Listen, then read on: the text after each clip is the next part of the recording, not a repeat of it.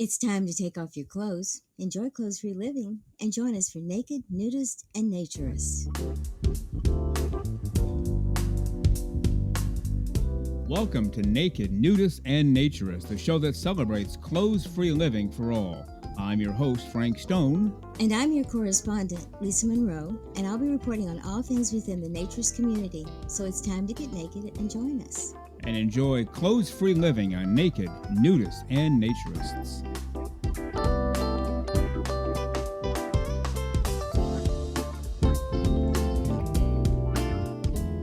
Well, greetings and welcome in to Naked, Nudists, and Naturists, episode 146 today. It is also our 19th straight Wednesday coming at you with the Wednesday extravaganza. Just Frank and Lisa. Just Lisa and Frank. As everybody knows now, we started these Wednesday shows per listener request. They wanted more Frank, Lisa, Frank time. Not really possible to give more on a Saturday because we have the guests we want to give plenty of time for. So we started this show Wednesdays only, just the two of us. And the goal was to do most Wednesdays. Well, we've done every Wednesday since then. July 30th was the first one, and obviously today is 19. But overall, episode 146. Really glad that you're with us. It's hard to believe we are in December, isn't it? I don't know where the spring went, or the summer went, or the fall went in the United States. But here we are at the beginning of December 3rd, and only, it would be 3 weeks from tomorrow. It will be Christmas Day, and I don't know how it snuck up on us so fast, but I guess I'll be doing some shopping fairly soon and maybe dragging the Christmas tree out and all the good stuff that we do around the holidays. So come on in. The water is fine, looking really great in blue. The hot tub is fired up at 104 degrees. If that's too hot, let us know. We can always turn it down. The grill is going full bore. We have steak on the grill today, and is it going to taste great when the show is over? We have fruits and vegetables off to the right, cold drinks off to the left, hot drinks inside, including the espresso machine as donated by a listener.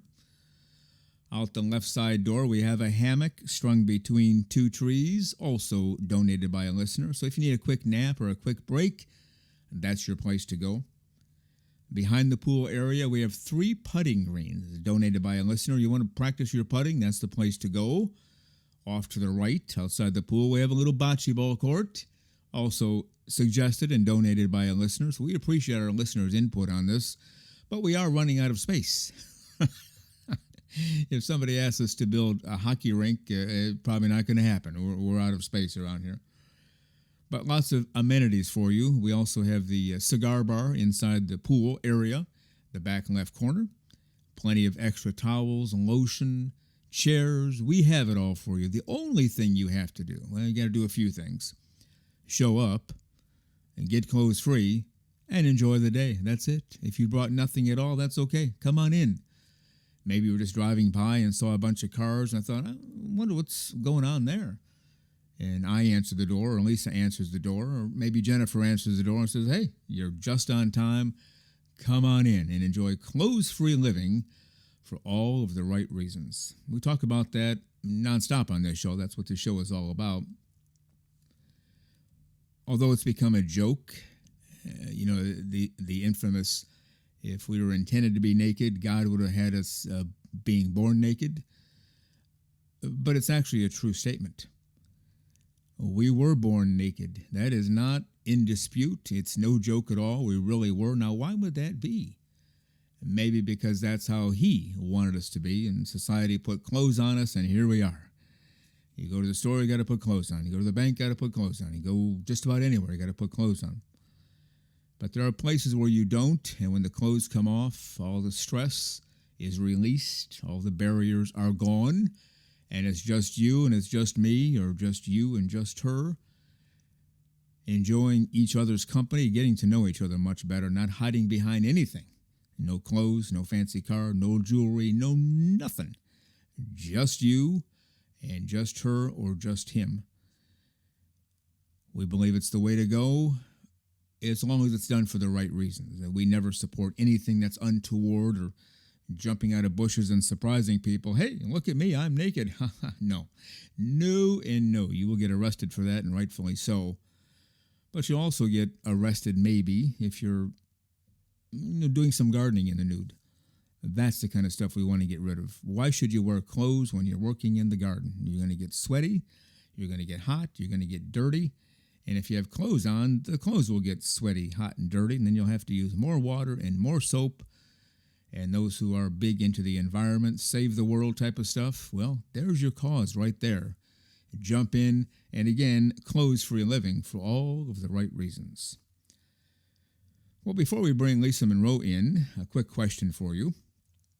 What has your locker room experience been like in your life, either as an elementary kid, a middle school kid, a high school kid, a college person, professional clubs where you go to work out or play a sport or whatever you do? Anytime you're in a locker room throughout your life, what's it been like? And for me, although I don't go to locker rooms much anymore, it's very seldom. I do all my working out at home. But for me, it's always been what I call 25-8 clothes-free. Of my age, my generation, which we claim to be 27, might be a little bit older, but it was sort of a badge of honor to walk around clothes-free in the guys' locker room. In fact, if you didn't, the other guys began to worry about you and make comments about you, either behind your back or maybe to your face. You know, what's wrong with old Tony over there? Why is George still sitting around with his pants on? And so we got naked right away, and then we sat around that way, we talked that way, we did our practice, our game, whatever. We came back, we got naked, we showered, we stayed naked until it was time to leave. Just sort of a rite of passage, I guess, sort of a macho thing. Like, I don't have to get dressed, I'm totally confident with my body. And that's sort of what permeated at least my life anytime we were in the locker rooms. So what was it like for you? I know what it's like for you now, and that's what we're going to talk about mostly when Lisa comes in, is nudity is on its way out of locker rooms, and in some areas it's totally gone. It's not on its way out, it's already out. If you visit a locker room at a club or wherever, you have to not have your nude body shown. You have to duck behind a screen or behind a curtain or in a private stall. I don't get it. I'll never understand that, but that's the focus of today's discussion. So again, we're glad you're here. Naked Nudists and Naturists, episode 146. Just moving and grooving here, and I don't know about you, but over the last moment or so, I've been hearing some music under my voice. Can you hear it? Let's listen together for a minute, see if we hear it. Oh, yes, I hear the music. I'm sure you do too. That can only mean one thing. It's time for the great, the terrific, the completely over-the-top, fully clothes-free, and fully smiling, our naturism correspondent, Lisa Monroe.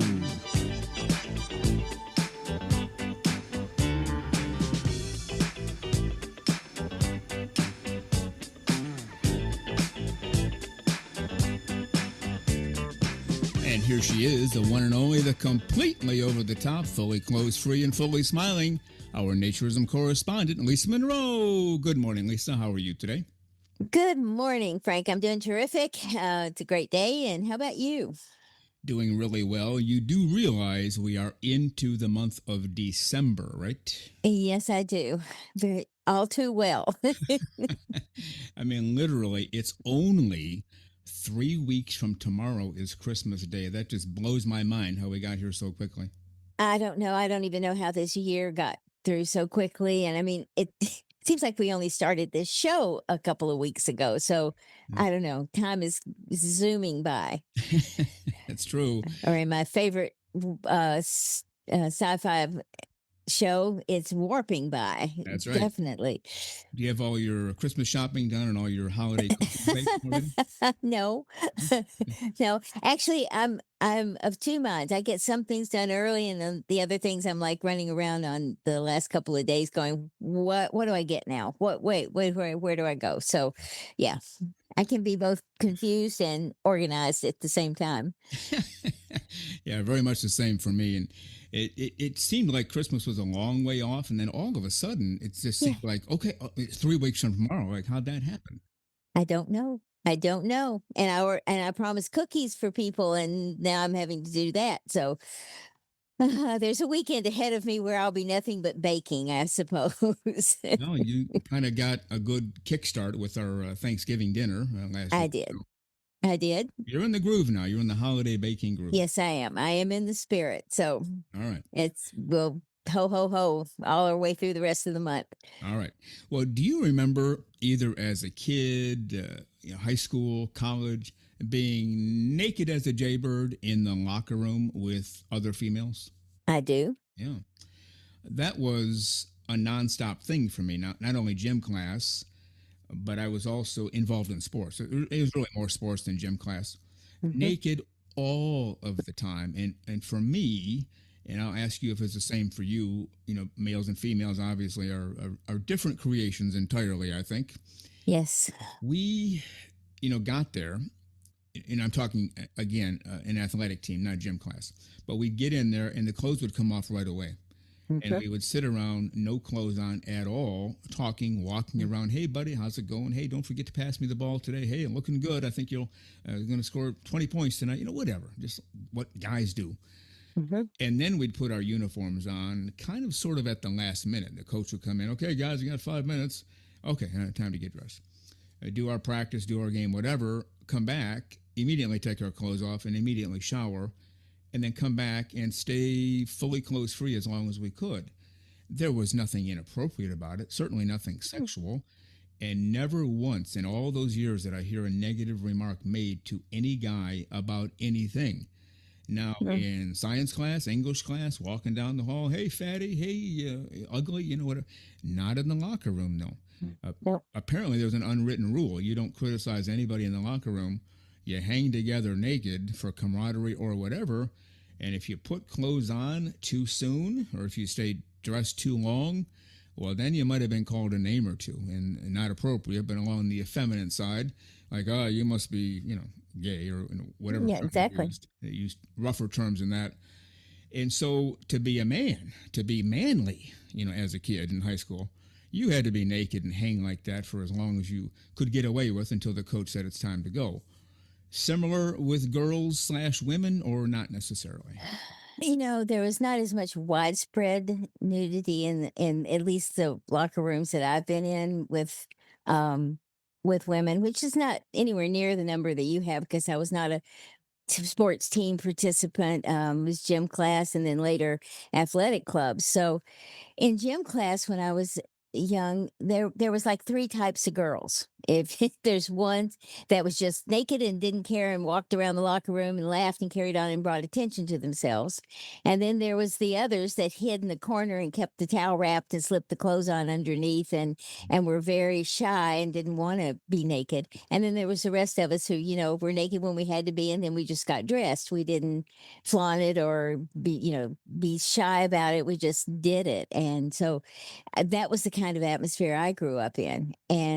And I guess in some ways the flaunting by some of the others, I'm like, well, just put your clothes on, honey. You're 16 years old. Gee whiz. But there was that need to be seen thing even then. I guess that's when I got my first exposure to it. But later in the athletic clubs, the ones that I belonged to were really big and they had huge locker rooms and they were always broken up into like short rows so you could be in one and be between rows and somebody could be in the other, and people seemed to tend to try to pick a place where there wasn't anybody else, so there was that level, but really and truly people just walked back and forth either naked or with a towel and it didn't seem to be a problem. Okay. That's similar to what I've heard talking to other females about this, which I've not done in a very long time. I'm probably going back to high school and college. They said there were some who just, quickly went to the shower, quickly came back from the Hmm. shower, towel on or not, quickly got dressed and whatever. And there were others, they said, and they gave me names, which, Hmm. some of the more attractive females, maybe some of the more popular females in the school would just strut around, as long, just strutting around, totally clothes free. Look at me, how gorgeous I am. Probably got 10 guys waiting to take me out outside the locker room, so I'm just going to stay naked. And I remember one in particular, I still remember the girl's name. She said every day, and this was gym class, not even a sport, Every day, she'd after gym class, she'd get naked right away, go shower right away, come back, and step up and stand on a bench in the locker room and style her hair and makeup, and as long as she could get away with. You couldn't miss her. It's like she was on stage. Well, to her, she probably was. Like, I have this body. Every guy in school seems to like it. I'm going to show it off as much as I can. So you have that extreme too. You certainly do. All right. Now, the reason we're bringing all this up is we have a couple of great articles about nudity going away in locker rooms. That, even me speaking that sentence, makes no sense No. because to me, a locker room equals nudity and lots of it. And we have this article from Jacob Beckert. He's a current professor at the University of Washington in Seattle. And his article appeared in The Atlantic recently. And we got in touch with him and had a pretty good conversation. Jennifer did, and they went back and forth and gave some background on the story. He's not able to come on the show yet because of some professional concerns, but we're going to get him on the show down the road to talk about his article. And we told him we'd talk about it on the show, so we'll do that today. The other article just recently came out from Dustin Cox. We've talked to Dustin about Dustin before. He'll be coming up on the show as well. And he wrote an article on the loss of nudity in locker rooms. Also extremely well written. And I told Dustin we'd feature his as well. We promised Jacob Beckert first, so we like to keep our word. Even though Dustin is a regular listener, a huge contributor to the show, Dustin, don't take it personally. We got Jacob's first. It was published first, so we'll do that today.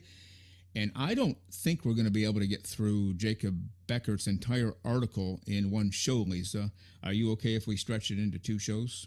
No, I think it's a worthwhile discussion, and this is an excellent article. And I haven't read Dustin's yet, but I know it's equally good, and because he's a superb writer. So this is an important subject. If it wasn't, there wouldn't be these articles popping up like this on this particular situation. Yeah, no, that's a good way to put it. So his article is entitled The Disappearance of Everyday Nudity. And the subtitle, American Locker Rooms Are Getting More Modest. We're Losing Something in the Process. And then we get to the actual article. Of course, there's a drawing there done by an artist. I don't know, like 5 people in a locker room, all hiding, either behind Yes. like an open locker door, or looks like there 1 or 2 in the shower, peeking over the curtain, like, I hope nobody sees me. And a guy sitting, we see his back, just his back. He's holding a towel in front of him. I'm telling you, I never saw this. I've never Yeah. seen this in real life. I know it goes on now. There's no disputing that, but this is completely foreign to me. I'm not on athletic teams anymore, so I don't hang out in locker rooms. And a few times I go, it's basically in and out because I have something else to do. But totally different experience. So why don't you go ahead, if you don't mind, and read that first paragraph for us? Okay. Not long ago, after a day of work, a colleague and I met for a friendly game of racquetball at our university gym. In the newly designed locker room, I began pulling off my shirt to change when he quickly stopped me. Quote, "You can't do that here." Undressing, it turned out, was now permitted only in small private stalls, which struck me as odd. This was a gym with a pool where someone could go directly from a shirts on locker room to a shirtless swim. But the logic was clear enough. The space had been redesigned as universal for people of all genders. The locker room, once a place for casual and normative nudity, had quietly become a place where modesty was expected. Oh my goodness. Now, I don't want to get off the beaten track about the whole No, gender thing, but no. why would, if you're going to let people of all genders into the locker room, why does that have to call for a sense of, in quotation marks, modesty, end quote? It's a locker room. You have to change twice. You probably have to shower once. You're going to be naked. Any thoughts on your mind as to, okay, so now we're going to have every so-called gender in the world in there. Let's change the rules for nudity? That doesn't make any sense to me. What do you think? It doesn't to me either, but it comes back to what we've been dealing with all along, this increasing sense of propriety that was based on the wrong image of naked bodies. They're probably going, oh my goodness, if we let someone in there that's not the same gender, oh wow, they're going to get hit on, there're going to be problems. That's not true. And if you break down the barrier, and maybe that'll happen a couple times, it won't happen too often after that if the right measures are taken. So I just think it's a very, very kind of medieval approach to how this should really take place. Yeah. I remember this just popped into my head when I was a kid. My parents and I went to see a football game. It was a Little League football game, kids my age. I was not on that team, but I went as a spectator. And at some point, I had to use the restroom.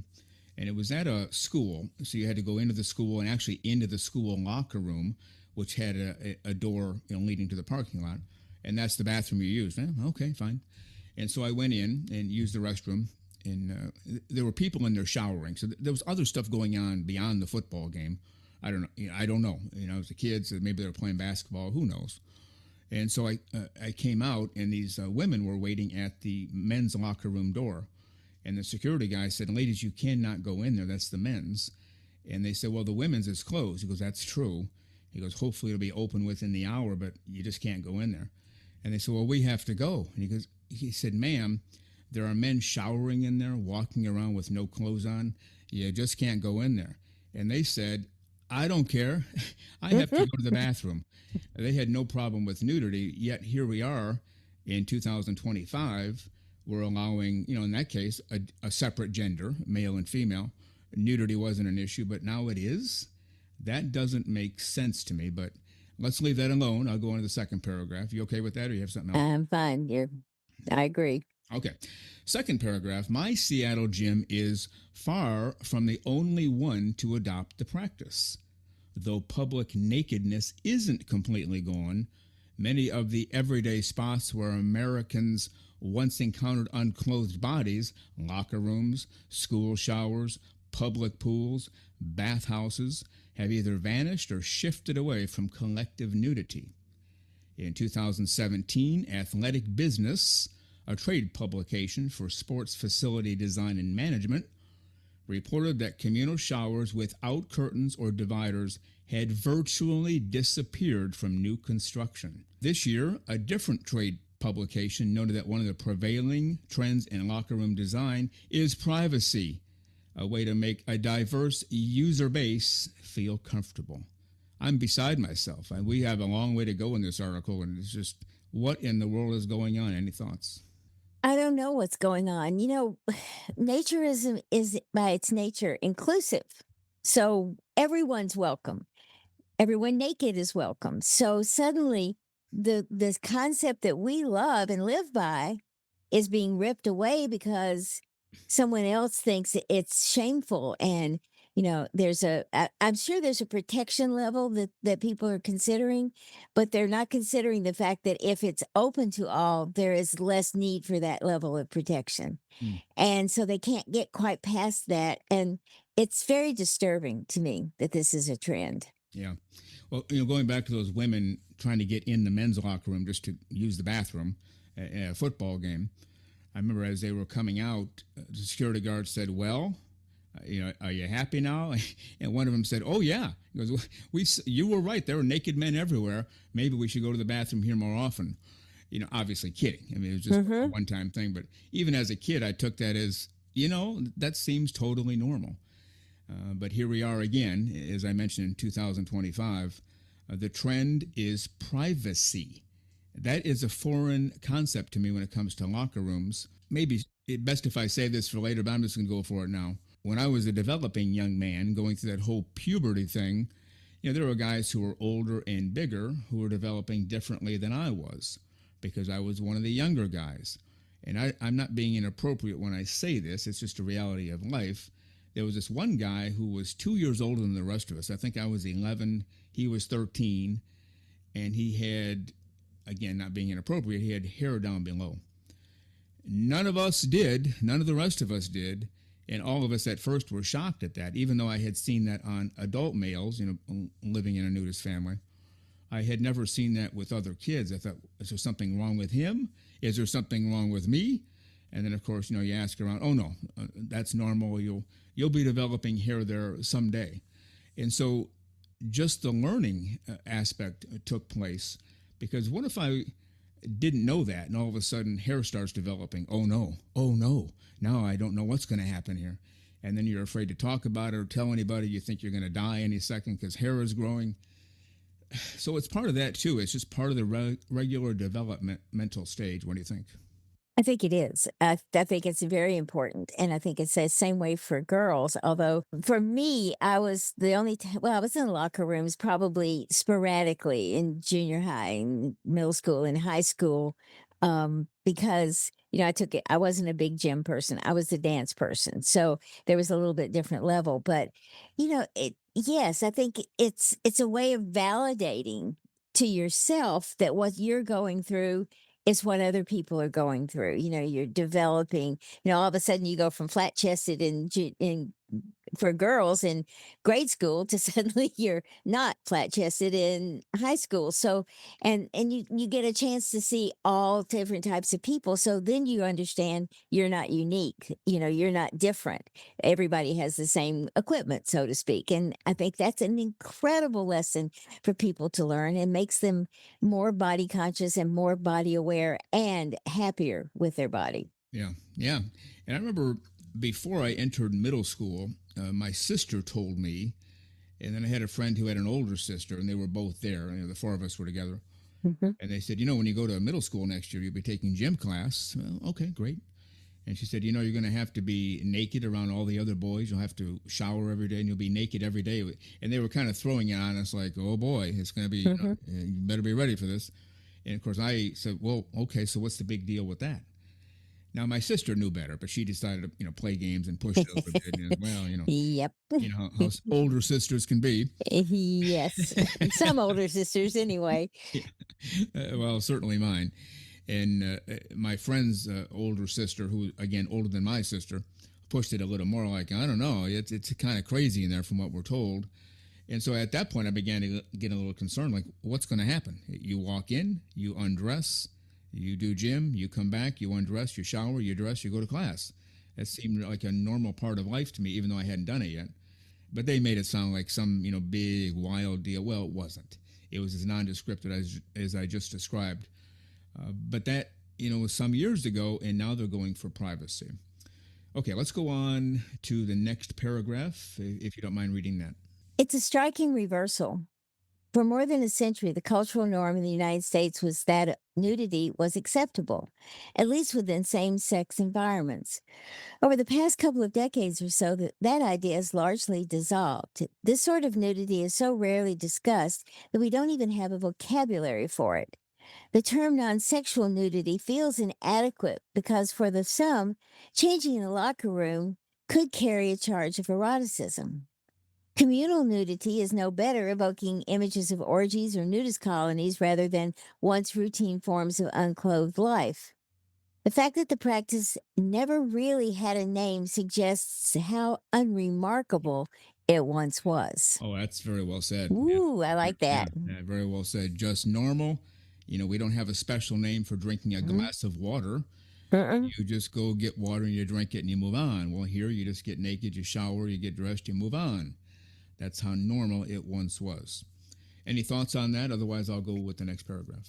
Yeah, I think he said it all. It was unremarkable. It was normal. It was not ever given a label. It was just there. It was what you did, and no one had an issue with it. And so it's just ridiculous. Yeah, now, speaking of non sexual nudity, I will admit, as a full confession on the air, Lisa Monroe, I don't think I've ever shared. Maybe I have shared this with you. I don't know. But obviously, the boys' locker room is one thing. Yes. Well, that meant there was a girls' locker room, and they were probably naked in there too. Yes. And believe me, more than once or twice or 10 gazillion times, I can't remember now, I thought, how cool would it be if I could be in there? Or maybe just through the coach's window, looking in there. And I won't cause a ruckus or cause any harm. I'll just watch the proceedings. How nice would that be?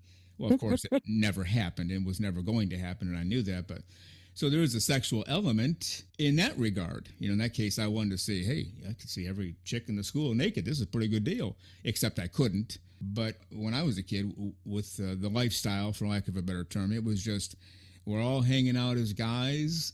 And I don't know the sexual orientation back then. I don't know what people developed into. It didn't matter. You're a guy, you get in there, you get naked, you shower, you stay naked as long as you can, then you get dressed and go to class or go home or whatever you're doing. Does that make sense? It does make sense, and, I think it especially the ages you're talking about, not only were we discovering our bodies in a very natural way, but we're also discovering other parts of our life, and Yeah. so it's very easy to, go, "Oh, I wish I could sneak into the boys' room," that would the boys' locker room, that would be just really cool, because there's a sense of inquiry. There's a need to know. And I think that, well, especially for things that we're not exposed to, I didn't have a brother. So guess what?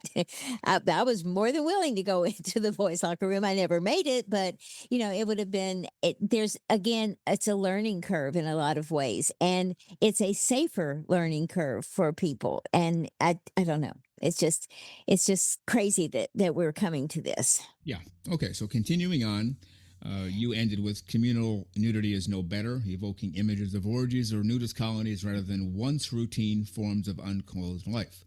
Yes. Continuing on. This decline, and he calls it a decline, by the way, I like that. Hmm. This decline partly reflects shifts in the culture.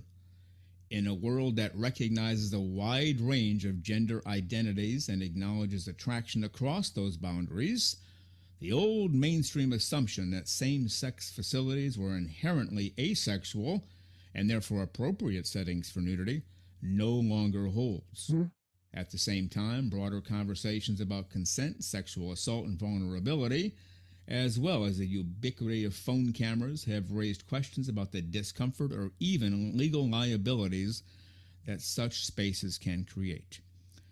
Now, that's two separate ideas there. Let me take the second one first. Yes, I would have a concern about somebody whipping out their phone while I'm showering or strutting around naked as a jaybird. And that I could see that. Well, that has to be illegal as heck, right? You can't just take pictures of somebody else and they're naked, and whether you post them or not, you can't do that legally. I don't think anywhere, can you? No, I don't think you can without permission, but, there's a fine line between what's public and what's not public, and if this is a private club, then I would think there is privacy involved. It's just like a naturist resort. You don't get your camera out, and you don't take photos, and some places even require you to put a sticker over your phone so you can have your, phone camera, so you can have your phone with you to communicate, but you can't take pictures. Yeah. And I think, there's a matter of consent. And but in this case, it's kind of iffy. No, I would never think of taking a photo of anyone in a locker room, but I'm sure there have been people who have done it and who have tried. But there are rules, and people should follow the rules. They don't always. So I think that's almost a legitimate concern, I think. Yeah. So he's saying with all boys, back in the day, or all men, it was considered to be and assumed to be asexual. And for me, it was. For everybody, it was, at least openly. Now, was there a gay guy or two or 50 who, played it straight, so to speak, like, oh, no big deal. I'm naked as a jaybird, so are 10 other guys, whatever. And then they'd go home and think about it or fantasize about it? I don't know. I don't know. Probably so, just the way the laws of percentages go. And probably the same with female locker rooms, too. But at least it was kept in an asexual manner. It wasn't as though, hey, as a guy, that guy looks pretty hot. I think I'll make a move on him in the shower while we're both naked. Not even close. You would Mm-mm. never have tried that back in the day. But now, as he's saying, with all these, gender designations or whatever he called them, gender identities, who knows, right? And Right. now maybe it has become a sexualized environment. We got tons of naked bodies flying around with different gender identities. And I'm speaking way out of school here. I don't know very much about this, but let me get your thoughts. Well, this brought something to mind that I had forgotten about until we started talking about this. In my high school, there was a woman, a girl. She rode the bus with me sometimes when I took the bus, And, she was in classes with me. We were school friends. And she was also in the same gym class I was. And then the rumors started flying around that she was gay. Well, I was pretty naive little Southern girl, and I'm like, "What's that?" And I was explained to me, and I said, "Well, so what?" And she never ever exhibited any behavior in that locker room that gave any indication she was into any of the girls in there. She behaved with decorum, probably because she knew she had to in a lot of ways, but because that was before things were really open. But, there was that situation where it happened, but, only a handful of people even cared and Right. wanted to gossip. And it was more gossip than it was, any fear of who she was. So, this has gone on forever, and we've dealt with it without any issue and been able to enjoy a locker room the way it should be, comfortable and not feeling like we have to hide. Yeah. Yeah. I'm just thinking back, and that's a lot of years. Probably age 11 is when I first entered a locker room on a daily basis and stayed there all the way through high school, even through college, I guess, to an extent. So that's a lot of years. That's what, 10 years, 11, 12, whatever. Not once, and literally not once did I hear anybody say, "Hey, you better watch out for, old Steve or Tom there," Mhm. and kind of looking at you funny. No, because nobody looked at anybody funny. Whatever Mm. your preference was, you kept it to yourself, and yeah, Yeah. hung out naked and showered and hung out naked some more, and then you finally went on your way. All right, next paragraph is yours. Although these changes are largely positive, they also introduce a new reality. Today, the only naked bodies that many Americans will likely ever see are their own, a partner's, or those on a screen. Gone are our unvarnished points of physical comparison, the ordinary, unposed figures of other people. In their place, we're left with the curated ideas of social media posts, AI generated advertising, and pornography. Mm. The loss may seem trivial, but it also may change how people see themselves. Without exposure to the normal variety of bodies, we may become less comfortable with our own, more likely to mistake common characteristics for flaws, and more inclined to see every bare body as an inherently sexual object, making nudity even more charged. I'm almost speechless because I think he just hit it right on the head. Oh man, did he ever? Yeah, a couple of things there. Starting at the end, if we don't see naked bodies as a regular, normal activity, when we do see them, on TV or whatever, it's like, hey, baby, this is hot stuff. And that's very dangerous. If you view the human body, God's creation, the way we were born, every human body, oh, baby, here we go, because you don't see naked bodies on a regular basis, or you didn't certainly grow up that way anymore, it appears to be, then yeah, that's definitely a problem. And the other aspect, yeah, sure, there are comparisons. There's no doubt. Everybody compares himself to everybody else in a locker room. I certainly did. Well, that guy's a little stronger. I wonder how he got those arms. I wonder if you're always comparing yourself and wondering if I could look like that, or thank goodness I don't look like that, depending on who the person was or whatever. We all have those personal thoughts. I certainly didn't go around and talking about it. Get to math class. Hey, Bill, did you see the chest on old Tom there when he took his shirt off? Holy cow. No, never. It was never discussed. It was observed, noted, and I either did something about it in my own life or I didn't, but at least I had some comparisons there as opposed to nothing. As he said, basically, we're going to get to the point the only naked body you see is your own. And then if you want to see other ones, you turn to porno and Hollywood and everything else, which very dangerous avenues. Any thoughts?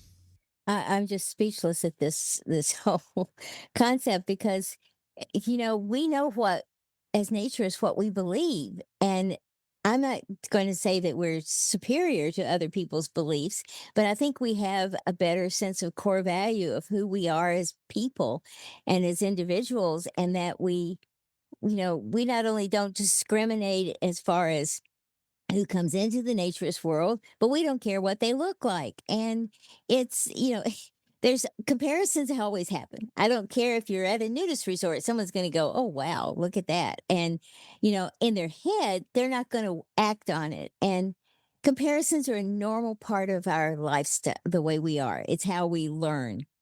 But it's when the comparisons become almost obsessive in that, oh my God, I don't have those, whatever, that I'm not that well endowed. And what am I going to do? Should I go get implants? I mean, that's where it starts to get bad, is when you start taking those comparisons and turning them into something that's negative for yourself. Yeah, yeah, and he spelled it right out there. Let's just go ahead and move on if you're okay with that. Yes. Okay, all right, very good.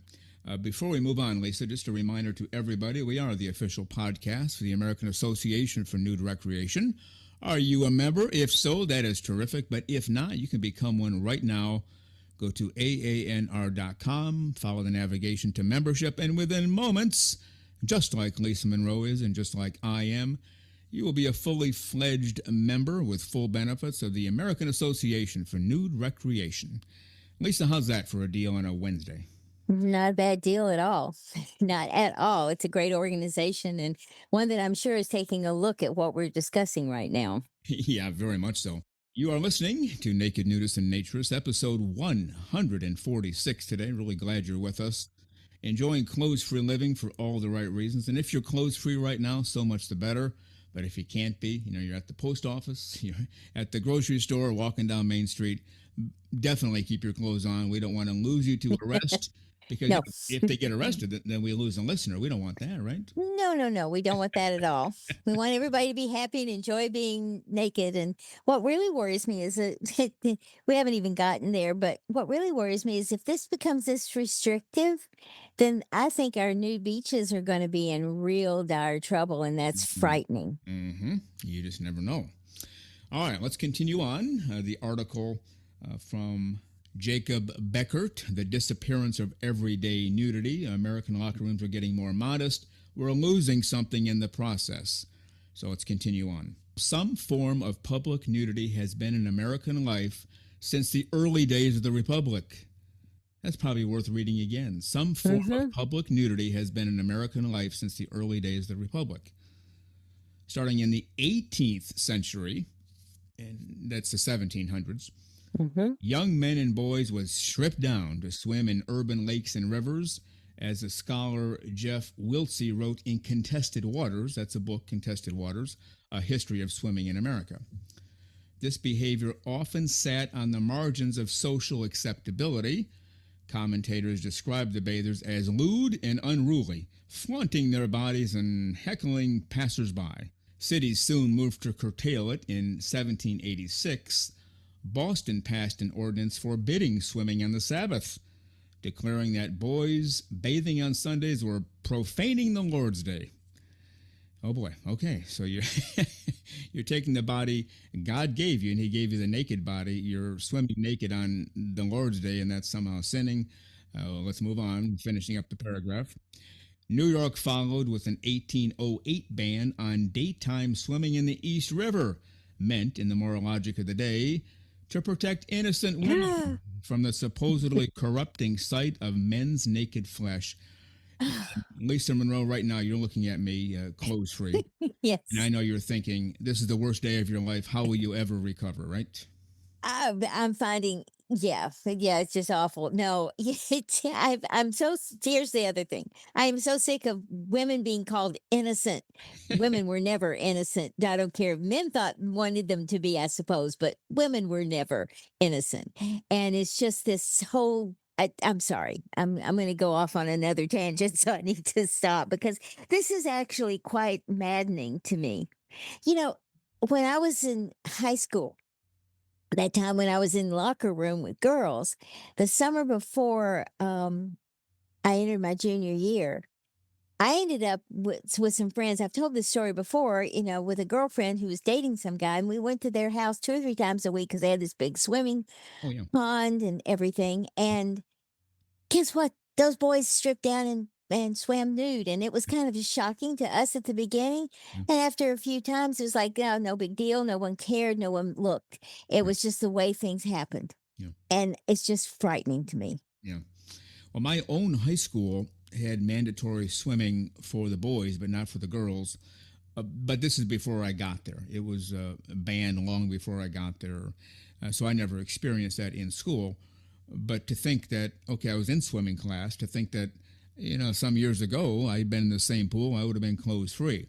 And I think that's how it was in most schools, at least reading through the history.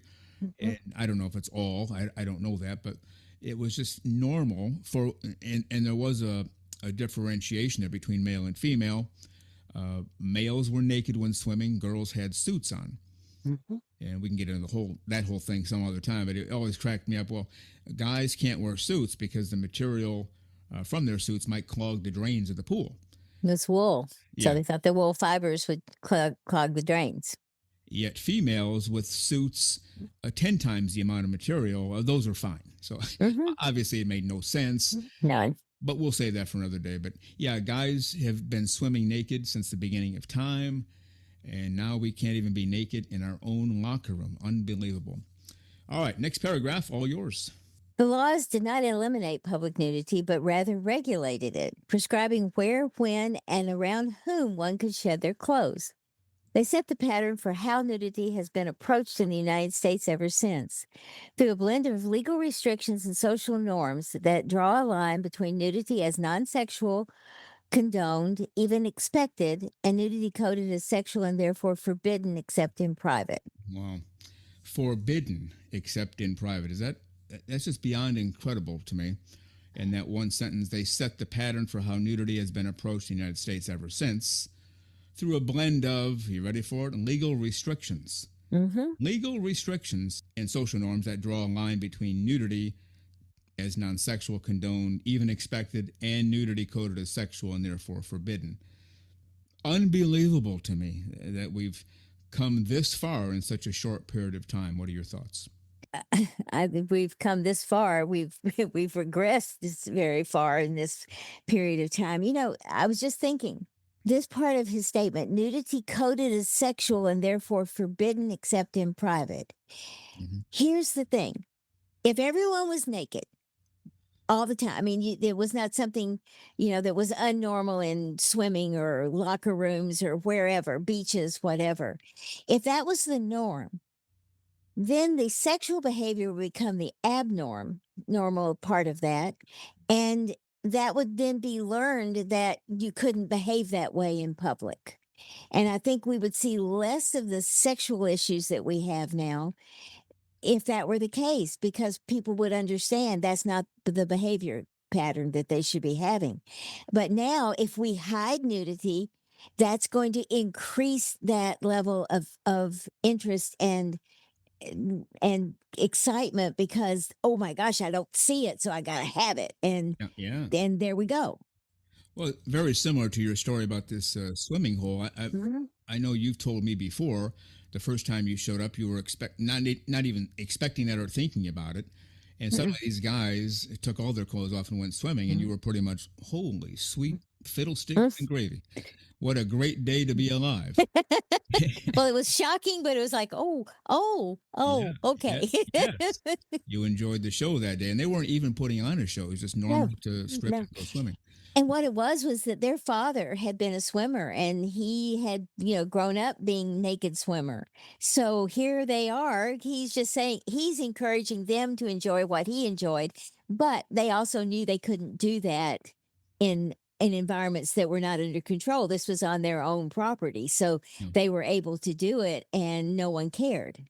Yes, but after your initial reaction, and I know you got on the phone that night with a friend who was there, and you talked all Yes. night like, "Wow, do you believe this? Yep. This is the greatest thing ever." But eventually, it became ho hum. Oh yeah, Yeah. okay. There's Bill and Tom and Joe or whatever taking their clothes off, getting naked and swimming. Anyway, what's for lunch? Any more lemonade? Anybody? It became normal and natural, didn't it? It certainly did. I mean, it didn't take long for that to happen. It was like, oh, they're going to go swimming. They go to the dock, they strip off their shorts or whatever, jump in, get out, dry off, put their shorts back on, come over. We play badminton or whatever else was going on there. Never once was there ever any sexual connotation to anything. And in fact, my friend was dating one of the brothers that we were at this house. So but it was just normal. It was okay. And that's we're losing that now. If we start to see this being squashed the way it's being squashed now, we're going to have a problem. Yeah, yeah, and we have a problem. It's Yeah, already we we're do. already at that point. Absolutely. So it was once normal, and you and I discussed some time ago, years ago, before we even started the show, about this whole scenario of these guys showing up and just casually stripping naked. It wasn't even a, hey, ladies, watch this, or ducking Mhm. behind a tree. It was just, oh, I want to go swimming, take our clothes off, we jump in. It's like, I want a glass of water, I'll get a glass, fill it, and drink it. Is that Mhm. normal and common? We think, we suspect, because you said they went to a different school and they had They a did. pool, they had a pool at that school, Mhm. which to me indicates they were probably swimming naked in that pool because it was normal and expected and maybe even mandatory. So when they showed up at this swimming hole party, normal. Not once did they say, "Okay, turn around. We're going to take our clothes off, or No, we should keep our suits on, or something." But they just it was normal and natural, which is the way it used to be pretty much everywhere. it certainly wasn't. When I was in college, the swim team had an open house one night, and so we went. I mean, why wouldn't we? And and the fact was is that someone later told us that the guys were upset because they had to put on swim trunks Yeah, for this open house because they usually practiced in the nude. yeah, And because that totally streamlined any, restriction in speed or anything else that they had, and they just felt better swimming naked. But for this open house that they had to introduce it was a newly redone swim club, and they were having to put on clothes, and they were not happy. They had to in meets, but that yeah, was different. yeah. They were in their home pool, and they didn't want to put on suits. Well, I'm sorry for that terrible experience of yours, but Yes, it was horrible, just absolutely horrible. Too many speedos. It's just too many speedos. did you know going in that they normally practice nude, and was there an expectation that's what you'd see? No, I didn't Okay, really all right. because I'd had this experience, with in the pond area with these guys, but I never actually projected it onto what was happening at the university. So it was kind of weird, but I did learn later and to someone who knew a swimmer and said they were very unhappy they had to put on clothes. Oh, I'll bet. Absolutely. All right, let's go ahead and finish up. We have one more paragraph. And then, if you're okay, we'll stop there and then do the rest of the article next week. Does that work for you? And that works for me because this is somewhat overwhelming in a lot of ways. I think people need to kind of have time to absorb what's being said here because this is a huge thing that's happening. It really is. And a lot of it's happening without a lot of people knowing it. They're just going to their club or their nude beach and having a great day, lying out in their backyard at their pool, not realizing all this is being taken away from us little by little. And they're starting, maybe not starting with locker rooms, but they're on the locker rooms right now, to the point locker room designers, professional companies. I'm building a building. I want a locker room. I'll hire this company. The first thing they do is, well, we got to design it with privacy. That's an intentional act. It's not they built it. No, I guess there's more privacy than we knew. No, they're starting off. We're going to make this as private as possible. That scares the heck out of me. How about you? It does me too. And look, to be on the fair side, I'm always of the belief that the majority should not be ruled by the one minority. Mhm. And I don't care if that's you're blonde and everybody else is brunette. I mean, I'm not talking about any specific situation, but the fact is that there's an onus on people to protect themselves. If I'm different, I don't want to impact everybody else. So I need to take care of what my needs are. And I know that's kind of an unfair thing because in some cases it's very difficult to do that. So I think there's got to be some level of compromise here that's not completely destroying the situation and it's going to make everything worse. But I don't know what the solution is here at all. Yeah. All right, let's do this last paragraph. The golden age of everyday regulated nudity arrived at the progressive era. At the turn of the 20th century, faith in the state's capacity to improve lives, new ideas about hygiene, and efforts to uplift the urban poor all combined to create more public spaces where nudity was considered appropriate. There we go, because it is Hmm. appropriate. Whereas middle and upper class homes had bathtubs by the 1890s, most tenements had none. Their residents bathed infrequently or in tubs shared by several families. Reformers seized on this as both a public health and a moral crisis. If you want to take from there. For many progressives, dirt itself was a sign of degeneracy. Cities started building public bathhouses, mostly formally or de facto segregated by race and usually divided into men and women, sometimes by separate wings, sometimes by alternating days, though typically more time and space were granted to men. A bather might have a stall or a bit of elbow room, but the experience remained communal. In the progressive imagination, then, nudity was a civic duty, a path to cleanliness, even a mark of respectability. All right. And the next paragraph begins, and this is where we'll start next week. Naked swimming, at least for men, also became more commonplace as more bathhouses opened. There was a time naked swimming for males 100% normal. Nobody even batted an eye. It's just if you're a guy, you're going to go in, you're going to get naked, you're going to swim. End of story. If you're thirsty, you're going to go in the kitchen, get a glass, fill it with water, and you're going to drink it. End of story. It's that common, that normal. Wow, have we gotten away from that, haven't we? We sure have. And I have to say that this article, and I'm sure Dustin's is the same way, is going to be extremely eye-opening for those of us who see this situation is completely different from what's happening. Yeah. Dustin's features some suggestions too. Great. And, we will get to that eventually. We don't have dates for that yet. We'll work on that. But near the end of his article, it's like, okay, this is bad, this is terrible, this is really bad. But hey, here are some things we can do. And he admitted in his article, this will take some time. It's not going to be fixed by tomorrow because it took forever to get here. You know, guys were swimming naked in schools, I think, in fact, I know based on what I've read, even into the 80s. Now, not all schools had naked guys swimming in the 80s, but there were still some left. And so it's taken from the 80s, naked swimming in school for guys, to what we have today. Hey, you better get behind a curtain. And if we see your, bare arm, we're going to take you out in handcuffs. So it's taken the better part of 40 plus years to get here. So it's going to take some time to get it back to where it should be, as Dustin admitted in his article. And we'll get to that down the road, if that sounds okay with you. Sounds good to me. I think this is an important discussion and something that should come to the forefront of the naturist community because it does really diminish the way we look at the world. And so I think we need to get on this. Yeah. And again, this has been from an article by Jacob Beckert. He's a professor at the University of Washington in Seattle, I believe. The Disappearance of Everyday Nudity. That's a big, powerful title to me. It sure is. Yeah, The Disappearance of Everyday Nudity. The subtitle, American locker rooms are getting more modest. We're losing something in the process. Yeah, we're losing a lot of some things. We're losing everything when it comes to just normal living and accepting the body as is.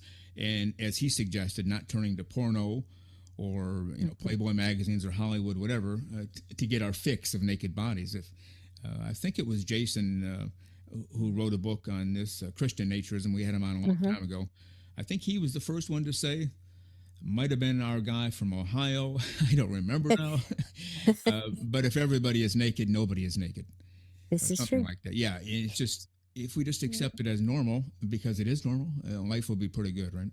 It certainly would. And there's one other thing that just popped into my head because, this show has always kind of reached out to people who are home naturists, who maybe haven't ventured out into social naturism, maybe didn't even realize they were naturists until they, listened to the show and they went, okay, it's okay for me to be a naturist at home.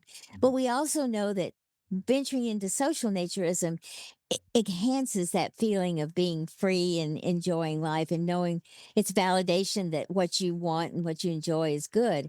This to me will stop that. Anyone who's a home naturist who doesn't have who hasn't yet ventured into social naturism will probably just retreat back into who they were at the beginning and maybe even begin to think that maybe they were wrong. And I think this is not healthy for us. Yeah.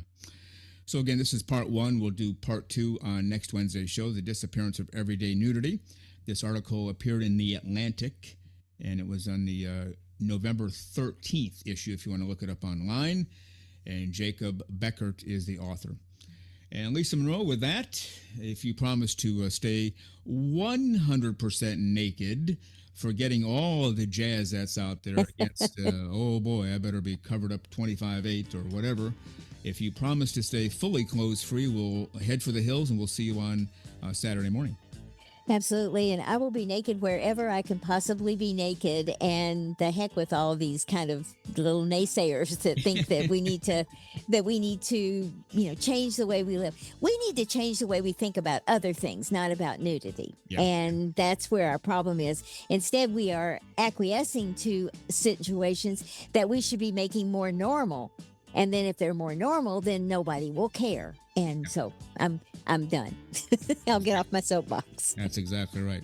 All right, Lisa, have a great clothes free few days, and we'll see you on Saturday. Yeah, I'll see you on Saturday. Right. Bye.